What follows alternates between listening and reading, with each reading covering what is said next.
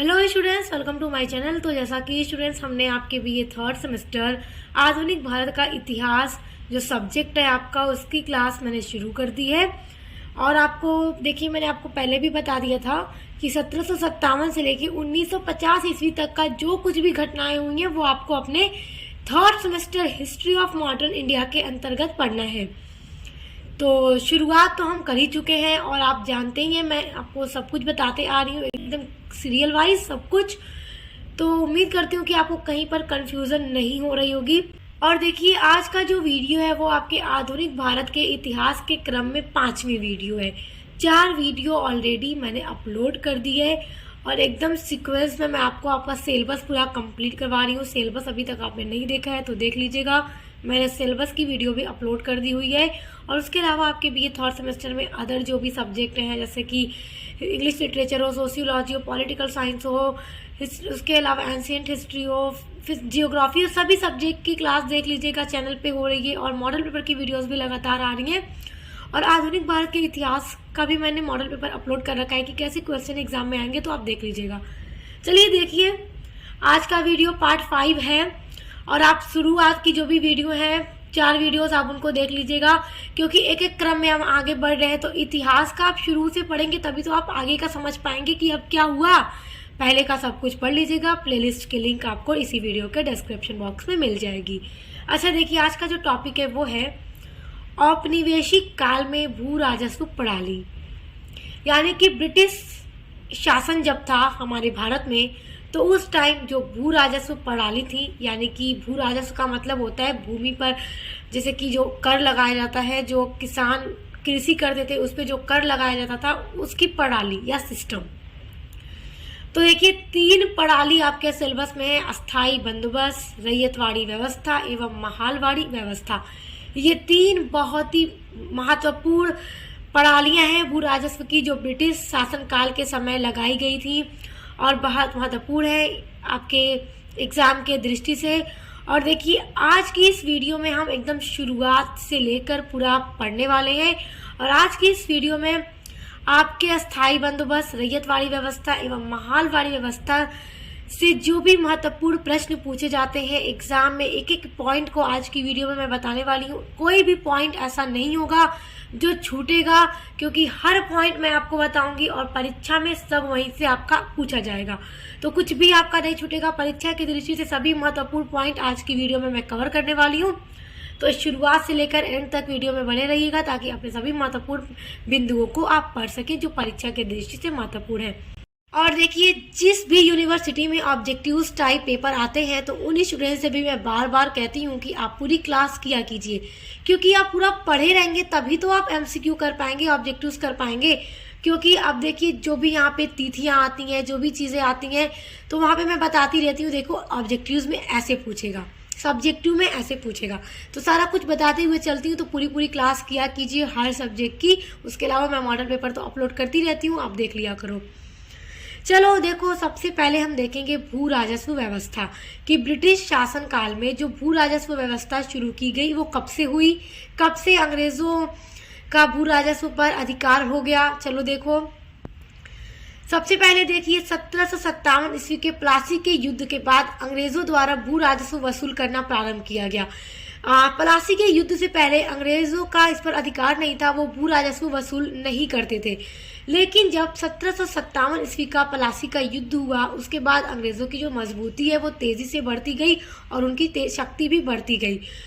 उसके बाद देखिए, 1764 ईस्वी में हुए बक्सर के युद्ध के बाद अंग्रेजों को बंगाल, बिहार तथा उड़ीसा की दीवानी प्राप्त हो गई। दीवानी का मतलब होता है कि इन सभी क्षेत्रों में जो भी कर वसूलने का काम होगा वो उन्हीं का होगा। तो अंग्रेजों को ही दीवानी मिल जाती है। कहाँ कहाँ की? बंगाल की, बिहार की तथा उड़ीसा की। तो बक्सर के युद्ध के बाद, मैंने आपको इसके पहले वाली वीडियो में पढ़ाया था कि बक्सर के युद्ध के बाद अंग्रेजों को बंगाल, बिहार तथा उड़ीसा की दीवानी मिल जाती है। और अब इन सभी क्षेत्रों में जो लगान वसूल करने का काम होगा वो ब्रिटिश ईस्ट इंडिया कंपनी की सेना का होगा, लोगों का होगा। और ब्रिटिश ईस्ट इंडिया कंपनी के खजाने में वो सारे पैसे जाएंगे। तो प्लासी का युद्ध भी मैंने पढ़ा दिया है, बक्सर का युद्ध भी मैंने पढ़ा दिया है, तो आप पढ़ लीजिएगा। बहुत महत्वपूर्ण युद्ध है परीक्षा की दृष्टि से। और सब कुछ आप पढ़ेंगे तो आपको पता चल जाएगा कि किस तरह से बंगाल, बिहार और उड़ीसा अंग्रेजों के कब्जे में चला गया था। एक एक चीज़ को इसके पहले मैं सब कुछ कवर करा चुकी हूँ, पढ़ा चुकी हूँ, इसीलिए कह रही हूँ कि सीरियल वाइज से पढ़ते रहिएगा तो आपके लिए भी आसानी होगी। आप देखिए, याद रखिएगा कि बक्सर के युद्ध के बाद ही अंग्रेजों को बंगाल, बिहार तथा उड़ीसा की दीवानी प्राप्त हो गई थी, क्योंकि इलाहाबाद की संधि में ही इनको ये सब कुछ मिल गया था। अब देखिए, 1772 ईस्वी में सर्वप्रथम वारेन हेस्टिंग्स ने बंगाल में द्वैध शासन को समाप्त कर दिया था और भू राजस्व वसूल करना शुरू किया। द्वैध शासन बंगाल में किसने समाप्त किया? तो याद रखिएगा, वारेन हेस्टिंग्स ने। अब देखिए, ये महत्वपूर्ण बिंदु बन रहा है आपकी परीक्षा की दृष्टि से। और कब किया? तो 1772 ईस्वी में। और तभी से वारेन हेस्टिंग्स ने भू राजस्व वसूल करने का काम शुरू कर दिया, यानी कि किसान जो खेती करेंगे, जो उस पर कर लगाया जाएगा, उसको वसूलेगी कौन? अंग्रेजी सरकार, ब्रिटिश सरकार। अब देखिए, वारेन हेस्टिंग्स ने 1772 ईस्वी में एक पंचवर्षीय बंदोबस्त लागू किया। पंचवर्षीय बंदोबस्त किसने लागू किया? तो वारेन हेस्टिंग्स ने। कब किया? तो 1772 ईस्वी में। आप स्क्रीनशॉट कर सकते हैं या फिर आप नोटबुक लेके बैठा कीजिए। इंपॉर्टेंट पॉइंट्स जो बताती हूँ नोट करते रहा कीजिए। और ये नोट्स जो मैं बनाती हूँ आपके लिए ही बनाती हूँ, तो इसलिए आप चाहे तो इसको स्क्रीनशॉट कर लीजिए। एग्जाम में बहुत हेल्प होगी आपकी इस नोट से। तो चलिए देखिए, पंचवर्षीय योजना जो बनाई वारेन हेस्टिंग्स ने, पंचवर्षीय बंदोबस्त का मतलब था कि जो भी कर वसूलना होगा, जो जिन भी क्षेत्रों से, इन सभी क्षेत्रों से, तो 5 वर्ष ये बंदोबस्त होगी, 5 वर्ष के लिए होगी। और इसमें लगान जो होगी वो 5 वर्ष के लिए ली जाएगी। उसके बाद देखिए क्या हुआ कि ये 5 वर्ष के लिए ही बनाई गई थी। तो 5 वर्ष के बाद क्या होता है कि यह व्यवस्था समाप्त कर दी जाती है, तथा 1777 ईस्वी में यह व्यवस्था समाप्त कर दी गई, क्योंकि 1772 से लेकर 1777 तक 5 साल हो गया। और जो कर को वसूलने के लिए वारेन हेस्टिंग्स ने पंचवर्षीय बंदोबस्त बनाया था, तो 1777 में समाप्त हो गई, खत्म कर दिया गया। और फिर उसी के स्थान पर एक नई व्यवस्था लागू की गई, जिसे 1 वर्षीय बंदोबस्त कहा जाता है। और इस व्यवस्था में प्रति वर्ष भू राजस्व निर्धारित किया जाता था, जो 1789 से लेकर 90 ईस्वी तक चलती रही। यानी कि देखो, 1 वर्षीय बंदोबस्त का मतलब कि 1 साल के अंतर्गत जितने भी वसूलने होंगे कर की जो निश्चित आय होगी, कितनी दर पे कर लिया जाएगा किसानों से, वो हर साल बदलती रहती थी। अब इस साल इतनी, तो देखो कहा जा रहा है ना कि इस व्यवस्था में प्रति वर्ष यानी हर साल जो भू राजस्व यानी जमीन पर लगने वाला कर प्रति वर्ष निर्धारित किया जाता था, तथा 1789 ईस्वी से लेकर 1790 तक ये जो व्यवस्था थी चलती रही। तो अब ध्यान दीजिए कि भू राजस्व जो प्रणालियां अंग्रेजों के द्वारा लाई गई, उनमें सबसे पहली पंचवर्षीय बंदोबस्त था। उसके बाद दूसरी जो 1777 में आई वो 1 वर्षीय बंदोबस्त प्रणाली थी। अब आइए, इसके बाद 3 महत्वपूर्ण प्रणालियां हैं जो आपको एकदम याद रखनी है। आइए अब उनके बारे में पढ़ते हैं। अब देखो, जो पहला बंदोबस्त है वो है अस्थाई बंदोबस्त। ये भू राजस्व प्रणाली अंग्रेजों के द्वारा लगाई गई, लेकर आई गई।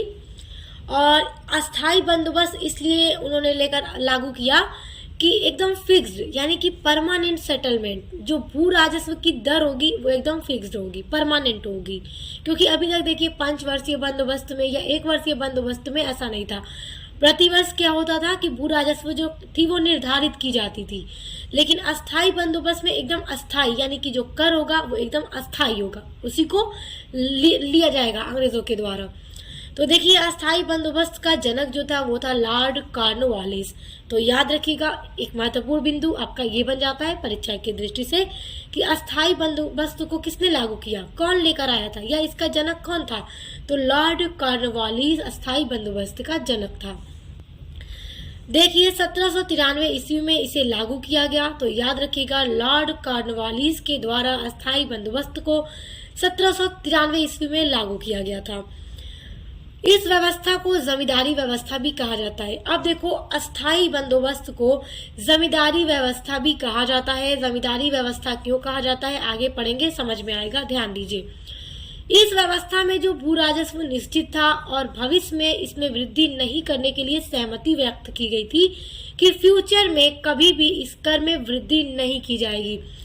जैसा कि अंग्रेजों के द्वारा अस्थायी व्यवस्था के द्वारा क्या हुआ कि जो भू राजस्व की दर थी वो एकदम फिक्स कर दी गई कि हमें इतनी ही चाहिए, इसमें भविष्य में वृद्धि करने न करने के लिए सहमति भी दी गई अंग्रेजों के द्वारा।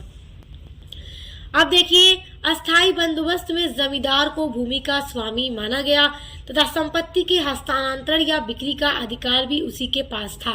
अब ध्यान दीजिए कि अस्थायी बंदोबस्त को जमींदार व्यवस्था भी क्यों कहा जाता है, क्योंकि देखिए किसान खेती करते थे तो उनकी जो जमीन पे वो जो खेती करते थे तो उन पर कर लगाया जाता था, उनकी भूमि पर टैक्स लगाया जाता था अंग्रेज सरकार के द्वारा। तो अंग्रेज, अब यहाँ पे एक उदाहरण के द्वारा समझिए कि किसान है, यहाँ पे खेती कर रहे हैं, ठीक है, तो अंग्रेज सरकार को कर लेना है। यहाँ फार्मर है, किसान, यहाँ पे अंग्रेज सरकार है, कर लेना है। तो अंग्रेजों ने एक जमींदार नियुक्त किया, मिडलमैन कह लीजिए कि बीच का व्यक्ति, कि अब ये जो जमींदार है वही किसानों से क्या करेगा, कर को वसूलेगा, फिर अंग्रेज सरकार को ले जाकर दे देगा। तो बीच के व्यक्ति को जमींदार कहा जाता था जो किसानों से कर वसूला करता था। तो इसी कारण इस बंदोबस्त को जमींदारी व्यवस्था के नाम से भी जाना जाता है। और उसी के साथ साथ जो संपत्ति थी, यानी जिस खेत पर किसान खेती किया करते थे उस संपत्ति पर भी पूरा अधिकार जमींदार का ही होता था, किसानों का नहीं होता था। इस व्यवस्था के द्वारा यही लागू किया गया और जमींदार के पास ही उस भूमि का पूरा स्वामित्व होता था, यानी जमींदार ही उस खेत का, उस जमीन का पूरा मालिक होता था, किसान नहीं होता था। और जमींदार के पास ही मालिक होने के साथ साथ ही संपत्ति पर जो भी हस्तांतरण या बेचने का जो अधिकार था वो जमींदार के पास ही था। जमींदार चाहे तो खेत को बेच दे, किसी को ट्रांसफर कर दे, गिरवी रख दे, सब कुछ अधिकार किसके पास था, जमींदार के पास था। देखिए, जमींदारों को उनके स्वामित्व में भूमि के उत्तराधिकारी के लिए वंशानुगत अधिकार दिए गए। एक एक बिंदु बहुत महत्वपूर्ण है, ध्यान से देखिए। अब देखिए, अंग्रेजों के द्वारा जो जमींदार नियुक्त किया जाता था किसानों से कर वसूलने के लिए, तो जमींदारों को ये भी अधिकार दिया गया कि तुम ही इस जमीन के मालिक हो और यदि तुम्हारी मृत्यु हो जाती है तो अगला जो जमींदार इस खेत का, इस जमीन का बनेगा वो तुम्हारा बेटा होगा, यानी कि वंशानुगत चलेगा। उत्तराधिकारी कौन होगा, जमींदार का बेटा। यानी कि अगर प्रेजेंट टाइम में जो जमींदार है जो किसानों से कर वसूल के ब्रिटिश ईस्ट इंडिया कंपनी को दे रहा है, तो यदि वो जमींदार मर जाता है तो उसका बेटा उसकी जगह क्या बन जाएगा, जमींदार बन जाएगा। यानी जमींदारों को यह भी पूरा अधिकार था कि ये जो उत्तराधिकारी क्या होंगे, वंशानुगत होंगे। अगला बिंदु है, इस व्यवस्था को बंगाल में, बिहार तथा उड़ीसा के क्षेत्र में लागू किया गया। फिर बनारस एवं कर्नाटका के भी कुछ हिस्सों में, कुछ क्षेत्रों में अस्थाई बंदोबस्त को लागू किया गया था। तो याद रखिएगा, अस्थाई बंदोबस्त किन क्षेत्रों में लागू हुआ, तो पहले बंगाल, बिहार और उड़ीसा के क्षेत्रों में, फिर बनारस और कर्नाटक के भी कुछ हिस्सों में अस्थाई बंदोबस्त को लागू किया गया था। अगला बिंदु है, ब्रिटिश भारत का कुल क्षेत्रफल का 19 भूभाग पर अस्थाई बंदोबस्त को लागू किया गया था। यानी कि 19% भूमि पर, जिस पर ब्रिटिश सरकार का राज था, वहां पर अस्थाई बंदोबस्त को लागू किया गया था। तो परीक्षा के दृष्टि से हर एक पॉइंट बहुत महत्वपूर्ण है, तो याद रखिएगा। अस्थाई बंदोबस्त से अगर प्रश्न आएंगे तो इन्हीं बिंदुओं से आएंगे, चाहे ऑब्जेक्टिव्स आपका पेपर होता हो या फिर सब्जेक्टिव होता हो। अब देखिए, अस्थाई बंदोबस्त में यानी कि जमींदारी व्यवस्था में तय किया गया कर, इस व्यवस्था में कितना कर तय किया गया था भूमि पर। देखिए, भू राजस्व का 10/11 हिस्सा अंग्रेजों को दिया जाता था और 1/11 हिस्सा जमींदार अपने पास रखता था। यानी कि जमींदार किसानों से जो कर वसूलता था तो उसका 10/11 हिस्सा ब्रिटिश ईस्ट इंडिया कंपनी को दे देता था और 1/11वां हिस्सा जमींदार अपने पास रखता था अपने कुछ मुनाफे के रूप में, क्योंकि जाहिर सी बात है कि ये बीच का आदमी है जो किसानों से कर वसूल के दे रहा है।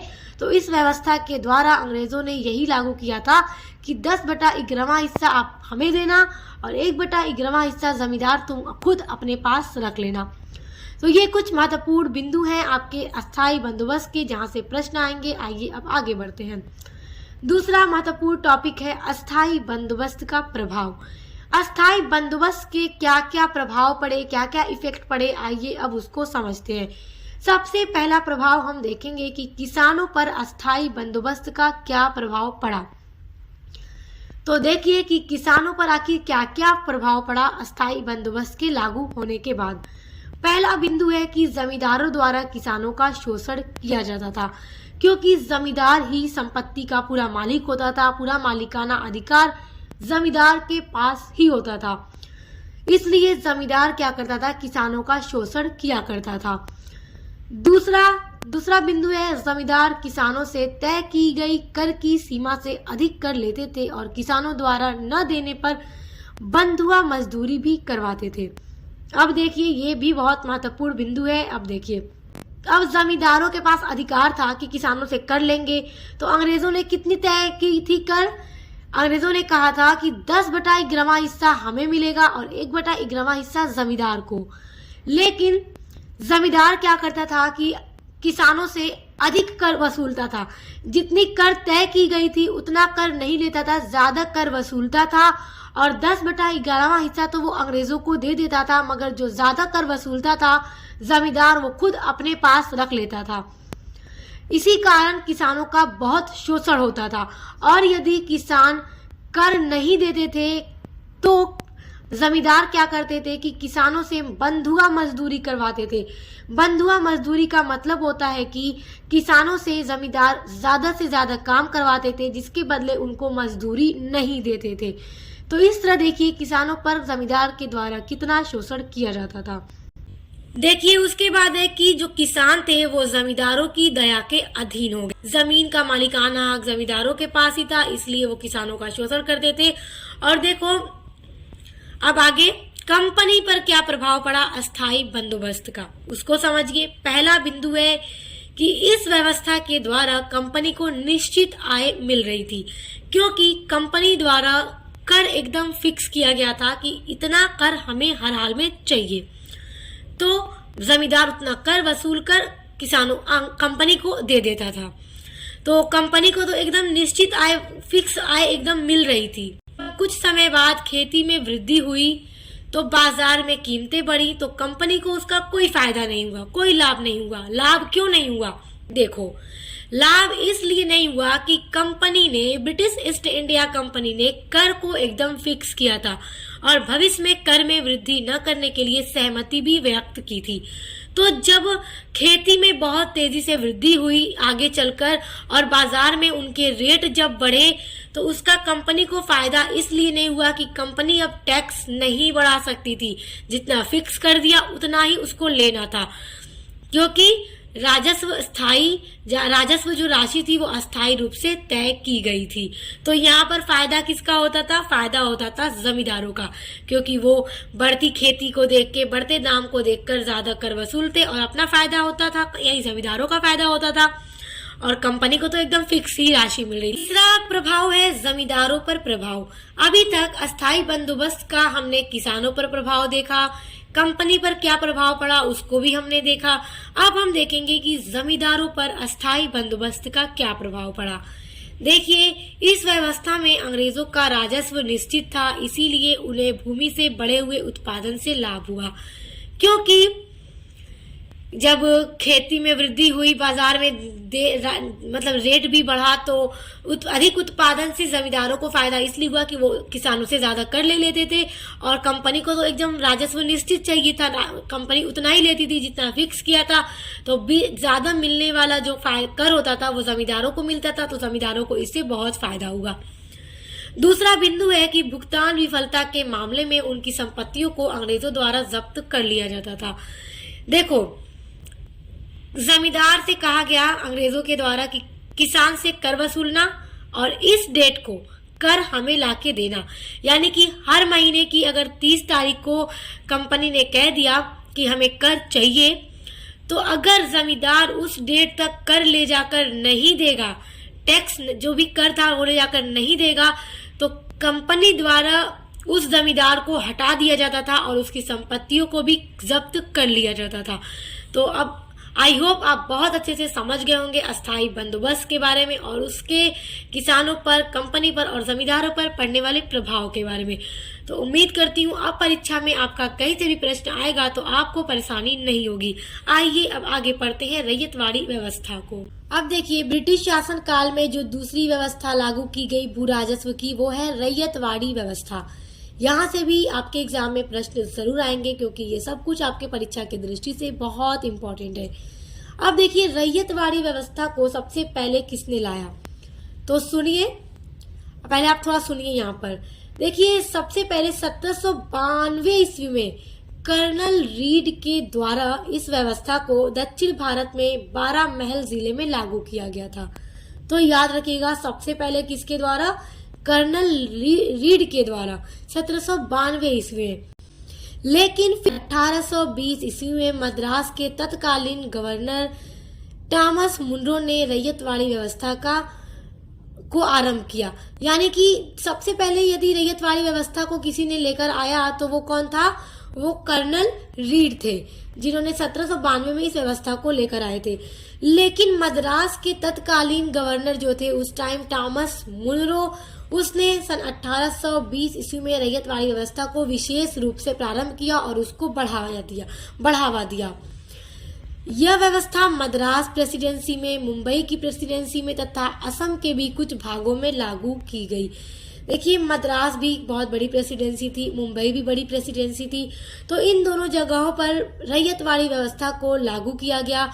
उसके अलावा असम के भी कुछ भागों में रैयतवाड़ी व्यवस्था को लागू किया गया, जिसके अंतर्गत ब्रिटिश भारत का 91% भाग शामिल था। अब ध्यान दीजिए, यहाँ से प्रश्न पूछेगा कि रैयतवाड़ी व्यवस्था ब्रिटिश भारत में कितने भूभाग पर लागू हुआ था, तो 51%, 51%। और इससे पहले हमने पढ़ा अस्थाई बंदोबस्त, तो वो कितने पर, 19% भूभाग जो ब्रिटिश शासन का था उस पर अस्थाई बंदोबस्त लागू हुआ था और 51% पर रैयतवाड़ी व्यवस्था लागू हुई थी। तो ये सारे बहुत महत्वपूर्ण पॉइंट है, इन सभी बिंदुओं को देखते रहिए, याद करिए, नोटबुक में आप क्या कीजिए, नोट कर लीजिए इसको। आप देखिए, एक एक बिंदु को बहुत ध्यान से देखते रहिएगा क्योंकि सभी बहुत महत्वपूर्ण है। अब देखिए, यह जो रैयतवाड़ी व्यवस्था थी, यह भू राजस्व एक ऐसी प्रणाली है जिसमें लगान वसूली के लिए अंग्रेजी कंपनी का सीधा संपर्क किसानों के साथ रहता था, अर्थात सरकार का रैयत से सीधा संपर्क होता था। रैयतवाड़ी व्यवस्था, अब रैयतवाड़ी व्यवस्था नाम है तो रैयत का मतलब होता है किसान, रैयत का मतलब किसान। यानी भू राजस्व की एक ऐसी प्रणाली है जिसमें जो लगान वसूली का काम होता था वो अंग्रेजी सरकार का सीधे तौर पर किसानों के साथ होता था। जिस तरह से इसके पहली व्यवस्था में हमने देखा कि अस्थाई बंदोबस्त में जो अंग्रेजी सरकार थी उसने किसानों से कर वसूलने के लिए एक जमींदार को नियुक्त किया था और जमींदार किसानों से कर वसूल कर ब्रिटिश ईस्ट इंडिया कंपनी को देता था। लेकिन रैयतवाड़ी व्यवस्था में ऐसा बिल्कुल नहीं था। रैयतवाड़ी व्यवस्था एक ऐसी व्यवस्था है जिसमें लगान वसूलने का जो कार्य था वो कंपनी सीधा किसानों के साथ करती थी, यानी कि कंपनी सीधे किसानों से कर वसूलती थी। कंपनी अपने ही सरकारी अफसरों को भेजकर, अधिकारियों को भेजकर किसानों से कर वसूलवा लिया करती थी, यानी इसमें कोई जमींदार नहीं था। कंपनी सीधे तौर पर किसानों के साथ संपर्क में थी और कर वसूलने का कार्य करती थी, अर्थात सरकार का रैयत से सीधा संपर्क होता था, यानी रैयत मतलब किसानों से सीधा संपर्क होता था। इसीलिए इस व्यवस्था का नाम है रैयतवाड़ी व्यवस्था। रैयत का अर्थ है किसान, याद रखिएगा, ऑब्जेक्टिव टाइप में पूछ देगा रैयत का अर्थ है, फिर 4 ऑप्शन दे देंगे तो उसमें किसान आपका ऑप्शन राइट होगा। दूसरा महत्वपूर्ण बिंदु देखिए, रैयत का अर्थ है किसान। अब देखिए, अभी मैंने आपको बताया इस व्यवस्था के अंतर्गत रैयतों को भूमि पर मालिकाना हक प्राप्त हो गया, अब देखिए, इसमें जमींदारों के शोषण से किसान पूरी तरह से आजाद हो गए, क्योंकि यहाँ पर कोई जमींदार नहीं था जो कर वसूलने का कार्य करेगा और फिर ईस्ट इंडिया कंपनी को ले जाकर देगा। इसमें जो मालिकाना हक था जमीन का वो सीधे तौर पर किसानों को मिल गया। इससे पहले वाली स्थायी बंदोबस्त में जमींदारों का पूरा हक था जमीन पर, भूमि पर, जिस पर किसान खेती करते थे। लेकिन इस व्यवस्था के अंतर्गत किसानों को जमीन पर मालिकाना अधिकार प्राप्त हो गया था और अब जमीन को गिरवी रखने का, बेचने का पूरा अधिकार किसानों का हो गया था। यानी किसान को ही पूरा अधिकार अब मिल गया था। अगर अब रैयतवाड़ी व्यवस्था के अंतर्गत कोई जमीन का मालिक था तो वो किसान था, जमींदार नहीं था। और स्थायी बंदोबस्त में याद रखिएगा जमींदार था।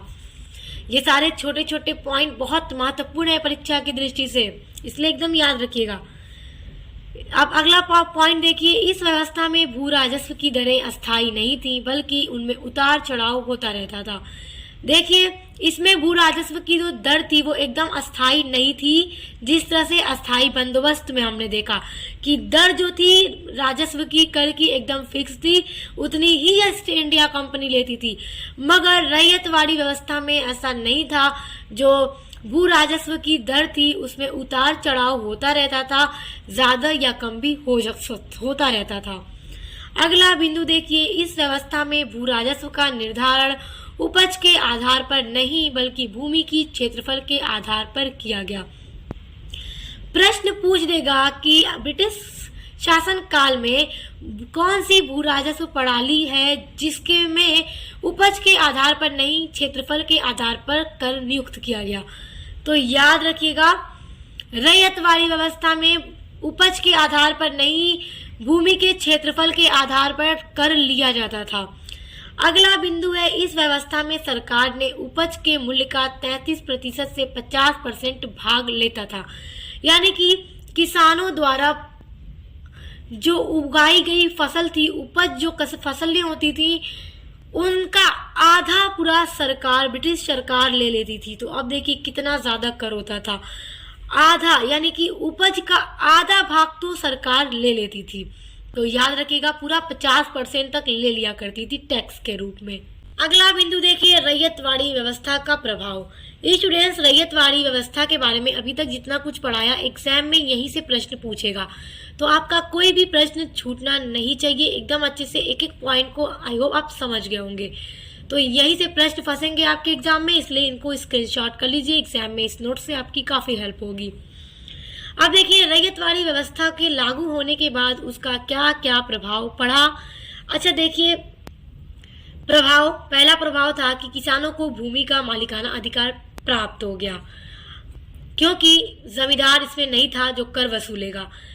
कंपनी जो थी ईस्ट इंडिया कंपनी, उसने सीधा संपर्क किसानों से किया कर को वसूलने के लिए। तो इसलिए यहाँ पर भूमि का जो मालिकाना अधिकार था वो किसानों को प्राप्त हो गया।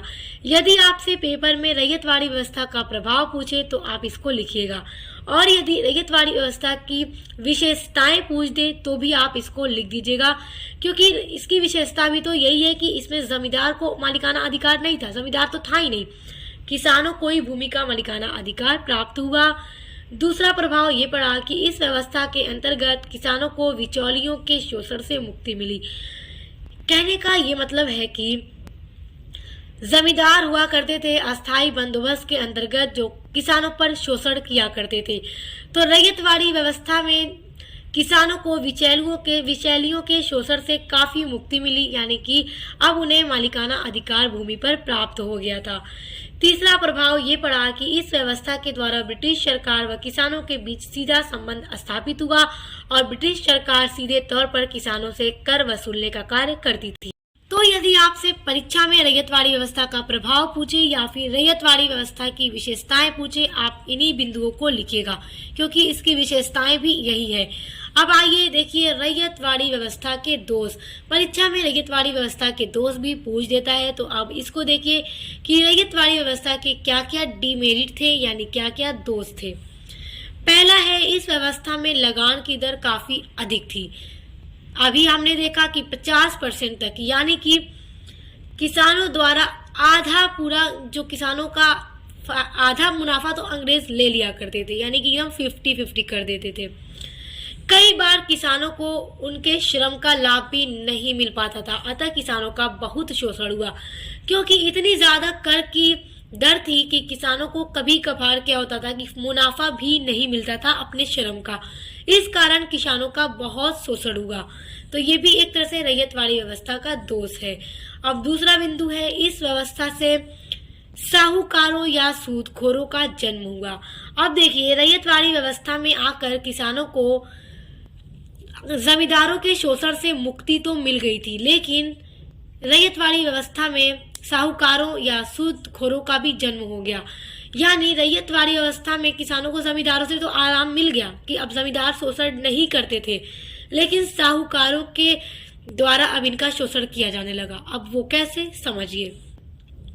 क्योंकि लगान देने के लिए किसान प्रत्यक्ष रूप से जिम्मेदार था, किसान को सीधे ही अंग्रेज सरकार को कर देना होता था, और यदि वो कर नहीं दे पाती थी तो वह साहूकारों या सूदखोरों से उधार लेकर अपने कर को अंग्रेजों को दिया करती थी। तो उधार लेती थी, तो जो सूदखोर या साहूकार होते थे वो ब्याज पर ऋण देते थे किसानों को, और फिर किसान अपने कर को ले जाकर अंग्रेजों को देती थी। तो इस कारण क्या हुआ कि कई बार उन अंग्रेज किसानों को सूदखोरों से ऋण लेकर लगान चुकाना पड़ता था। तो सूदखोर क्या करते थे कि जब फिर सूदखोरों को ऋण चुकाने में किसानों में थोड़ा सा भी देर होती थी तो सूदखोर आकर इनका शोषण करते थे। तो इसलिए साहूकारों और सूदखोरों का शोषण किसानों पर प्रारंभ हो गया था, जबकि इस व्यवस्था में पहुंचकर किसानों को जमींदारों से तो आजाद मिला, मगर साहूकारों और सूदखोरों का जन्म हो गया, जिनसे कि किसानों का काफी शोषण हुआ। तीसरी जो भू राजस्व प्रणाली है वो है महालवाड़ी व्यवस्था। उम्मीद करती हूँ कि आप अस्थायी बंदोबस्त और रैयतवाड़ी व्यवस्था को बहुत अच्छे से समझ गए होंगे। अब देखिए, तीसरी जो व्यवस्था है भू राजस्व की ब्रिटिश काल में, वो है महालवाड़ी व्यवस्था। अब सबसे पहले ये जानिए कि महालवाड़ी व्यवस्था का जनक कौन था, किसने महालवाड़ी व्यवस्था को लागू किया। हाल्ट मैकेंजी तथा मार्टिन बर्ड ने इसे लागू किया। तो नाम याद रखिएगा, हाल्ट मैकेंजी तथा मार्टिन बर्ड ने महालवाड़ी व्यवस्था को लागू किया। देखिए, हाल्ट मैकेंजी द्वारा 1819 ईस्वी में महालवाड़ी व्यवस्था की अवधारणा कर दी गई थी, लेकिन 1822 ईस्वी में यह व्यवस्था कानूनी रूप से शुरू हुई थी। अब देखिए, यहाँ पर आपको एक बात बता देती हूँ कि महालवाड़ी व्यवस्था को लागू किसने किया, आपने याद रखना है, हाल्ट मैकेंजी तथा मार्टिन बर्ड ने। और 1819 ईस्वी में हाल्ट मैकेंजी ने इसकी अवधारणा कर दी थी, लेकिन कानूनी रूप से महालवाड़ी व्यवस्था 1822 ईस्वी में लागू हुई थी। तो यदि आपके ऑब्जेक्टिव टाइप क्वेश्चन में पूछ दे कि महालवाड़ी व्यवस्था कब लागू हुई, तो 1819 अगर ऑप्शन में दे दे, 1822 न दे, 1819 के अलावा 3 और ऑप्शन दे दे मगर उसमें 1822 ना हो, तो आप 1819 को ही टिक कीजिएगा। और अगर 1819 न दे, 1822 दे, तो आप 1822 दीजिएगा, क्योंकि 1819 में भी तो हाल्ट मैकेंजी ने इसको मतलब इस अवधारणा को पेश कर दिया था, लेकिन कानूनी रूप से ना 1822 में लागू हुई थी। अब देखिए, महालवाड़ी व्यवस्था में महाल का जो अर्थ होता है वो होता है गांव। अभी तक रैयतवाड़ी में क्या देखा, रैयत का मतलब होता है किसान, मगर महालवाड़ी व्यवस्था में महाल का अर्थ होता है गांव। तो याद रखिएगा, गांव। अगला बिंदु है, इस व्यवस्था के अंतर्गत गांव से कर वसूला जाता था। अब देखिए, यहाँ पे थोड़ा सा अलग आ गया, महालवाड़ी व्यवस्था में कर को वसूलने का तरीका अंग्रेजों के द्वारा। अब देखिए, इस व्यवस्था में कैसे अंग्रेज कर वसूलते थे किसानों से, जैसे कि प्रत्येक किसान जो खेती करता था, अभी तक हमने जो व्यवस्था देखी उनसे उनके उपज के आधार पर कर लिया जाता था अंग्रेजों के द्वारा। मगर महालवाड़ी व्यवस्था में अंग्रेजों ने कहा कि जो एक एक गांव है, एक गांव के अंदर जितने भी किसान हैं सब खेती करते हैं, तो हम प्रत्येक अलग अलग किसानों से कर नहीं लेंगे। अब इस गांव से हमें इतना कर चाहिए, जैसे कि कर बता दिया कि इतना कर चाहिए, कितने कर की दर थी अभी मैं आपको बता रही हूँ। देखिए, अंग्रेज ने कह दिया इस गांव से हमें इतना कर चाहिए, तो अब सभी किसान मिलकर उतना कर हमें दे दो। बस, यानी यहाँ पर गांव से कर लिया जाता था, अलग अलग किसानों से कर नहीं लिया जाता था। प्रत्येक गांव के किसानों क्या करते थे, मिलकर कर को दिया करते थे अंग्रेजों को। तो याद रखिएगा, यहाँ पर जो गांव था उससे कर लिया जाता था। अब देखिए यह व्यवस्था कहाँ कहाँ पर लागू की गई। तो यह व्यवस्था पंजाब, उत्तर प्रदेश तथा मध्य प्रांत में लागू हुई थी। तो सभी व्यवस्था को याद रखिएगा, कब लागू हुई, किसने किया, कहाँ लागू हुई, सब आपको याद रखना है। सब कुछ परीक्षा के दृष्टि से महत्वपूर्ण है और सब यहीं से प्रश्न आपके बनकर आएंगे। अगला है, यह ब्रिटिश भारत में 30% भूभाग पर लागू की गई थी। अस्थाई बंदोबस्त कितने भूभाग पर लागू की गई थी ब्रिटिश भारत के? 19%, और रैयतवाड़ी 51 और महालवाड़ी 30%। तो याद रखिएगा, ये सब कुछ बहुत महत्वपूर्ण है। देखने में छोटा छोटा सा टॉपिक है, बिंदु हैं आपके, मगर परीक्षा की दृष्टि से बेहद इंपॉर्टेंट है, तो याद रखिएगा। अब देखिए कुल राजस्व जो था, यानी कि जो कर लिया जाता था अंग्रेजों के द्वारा, जो लगान वसूली जाती थी गांव से, तो 2/3 यानी कि 66%। अब बताइए कि जितनी खेती की जा रही है उससे आधा से ज्यादा यदि कर के रूप में ले लिया जाए तो किसानों का क्या फायदा होगा? कुछ भी नहीं। तो बाद में इस दर को कम करके 1/2 कर दिया गया, यानी कि 50%, यानी आधा कर दिया गया। पहले कितना था? आधा से ज्यादा था, यानी 66%, 2/3 भाग, और कम करके 1/2 यानी कि आधा कर दिया गया था। तो याद रखिएगा। आई होप आप रैयतवाड़ी व्यवस्था, महालवाड़ी व्यवस्था और अस्थाई बंदोबस्त को बहुत अच्छे से समझ गए होंगे स्टूडेंट्स। बहुत अच्छे से एक एक पॉइंट को मैंने आपको अच्छे से समझाया है और ये नोट्स भी मैंने आपके लिए बनाया है। तो आप चाहे इसको स्क्रीनशॉट कर लीजिए या फिर कहीं नोट कर लीजिए अपनी नोटबुक में, और आपके परीक्षा में जो प्रश्न आएंगे वो यहीं से आएंगे। तो स्टूडेंट्स, इसके अलावा आपने बीए के अदर सब्जेक्ट्स के लिए भी आप चैनल पर विजिट कीजिएगा। आपके सब्जेक्ट की सभी पढ़ाई कराई जाती है और मॉडल पेपर की वीडियोस में लगातार अपलोड करती हूँ, तो देखते रहिए और पढ़ते रहिए। अब आपका जो नेक्स्ट टॉपिक है आपके सिलेबस, अब हम उसके साथ मिलेंगे। तो अब मिलते हैं नेक्स्ट वीडियो के साथ।